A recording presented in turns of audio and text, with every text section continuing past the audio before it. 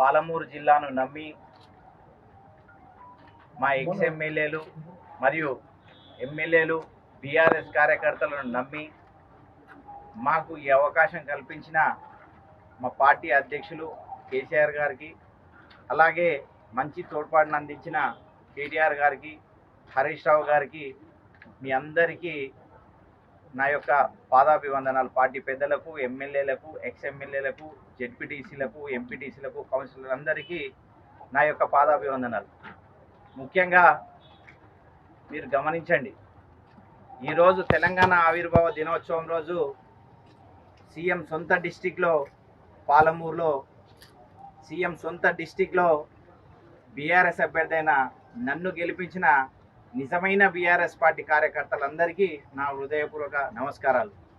చూడండి, అంటే పత్రికా విలేకరులందరికీ నా యొక్క నమస్కారాలు. మీరు ఒక్కసారి గమనించండి, సంఖ్యాబలం లేకున్నా ముఖ్యమంత్రి అనే దాంతో మేమే గెలుస్తామంటని చెప్పి వాళ్ళు అభ్యర్థిని పోటీ పెట్టినా కూడా మా వాళ్ళు నికార్సైన నిజాయితీ పరులుగా ఓటేసి ఒక చెంపపెట్టు లాంటి సమాధానం ఇచ్చిన మా ఓటర్ దేవులందరికీ మరొకసారి పాదాభివందనాలు. అలాగే తెలంగాణ అమరవీరులకు ఈ విజయం అంకితం.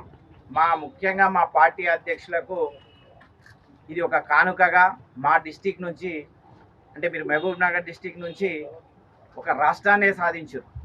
ఈరోజు ఇదే మహబూబ్ నగర్ డిస్టిక్ నుంచి మీ అభ్యర్థిగా మా ఎమ్మెల్యేలు, ఎక్స్ ఎమ్మెల్యేలు, మా ఓటర్లతోటి ఇది రేవంత్ రెడ్డి అడ్డా కాదు, ఇది కేసీఆర్ అడ్డా అని చెప్పి నిరూపించిన మరొక్కసారి మా ఓటర్స్కి అందరికీ పాదాభివందనాలండి.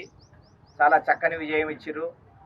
అంటే ప్రతిపక్షాన్ని మినిమం గౌరవించాలని అంటే ఓటర్స్ ఎందుకు చూపెట్టిరంటే, నా సొంత డిస్టిక్, నేను పాలమూరు జిల్లాని అని చెప్పి మరీ చెప్పినందుకు మళ్ళీ పాలమూరు బిడ్డగా నిన్ను గెలిపిస్తే కాదు, నీ ఆపోజిషన్ గెలిపిస్తేనే ప్రజాస్వామ్యం బతుకుతుందని చెప్పి నమ్మి మమ్మల్ని గెలిపించిన మీ అందరికీ మా యొక్క హృదయపూర్వక వందనాలు.